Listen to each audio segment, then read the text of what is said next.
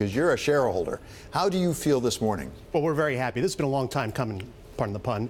Time Warner spun off AOL, Time Warner Cable, Time Inc. publishing business. We're left with the entertainment business, and that's what's getting sold this morning for what's a pretty good price. So you're very happy because there was like a 36% premium over where Time Warner was trading before this all started. How would you feel if you were an AT&T shareholder? I'd probably be less enthusiastic. Listen, I think there's a strategic rationale for this business, for this acquisition.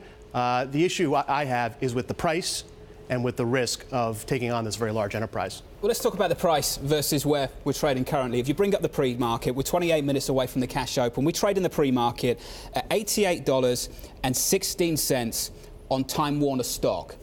Why? Well, the price is being set by the arbitrageurs, and the arbitrageurs are looking at two things. The time to close is going to take over a year, they hope, and the probability of close. And listen, over the weekend we saw lots of figures in Washington lining up against this deal. The probability here is probably not much better than 70%, but I think it will close. So, David, the arbs don't like it very much. Are they wrong?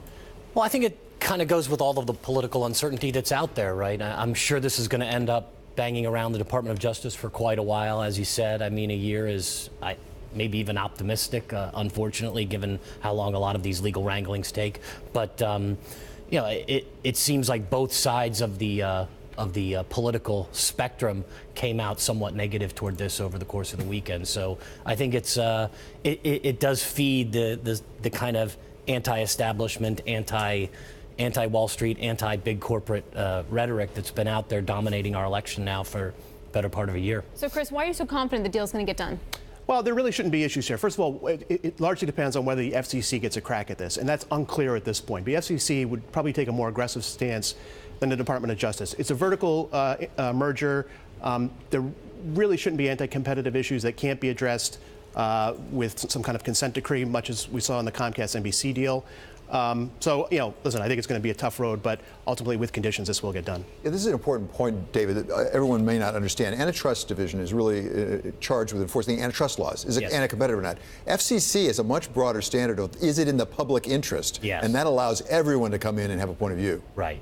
I think that's exactly right. And your point on the FCC is important. For me, I think that the DOJ is just a much stronger hand, and it's a much more complicated hand if it gets involved in that, and it has been. They're very professional. They're going to judge us on its merits. They're not going to be swayed, I don't think, too much by the political rhetoric. What does this say about the regulators currently, though? So this morning over in Europe, we had the EU step up and say ChemChina and Syngenta have not come forward with concessions early enough. We're going to have a look at things as they evolve. Monsanto's got an offer of $128 on the table. The stock right now, as it closed Friday, 102.07 cents. We're nowhere near on that deal either. No. Why is this happening globally, it seems, in a big, big way? Well, listen, I think there's a general push against bigness. Bigness is viewed as a sin, and it's hard to overcome that in this situation.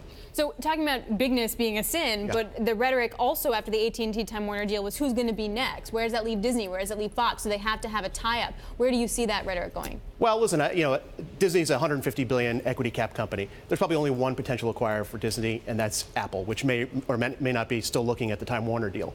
But I think you're going to see further consolidation in the content arena. We've been talking about this for years, but they're going to be smaller deals. You're talking about what John Malone calls the free radicals: AMC, Scripps, Discovery.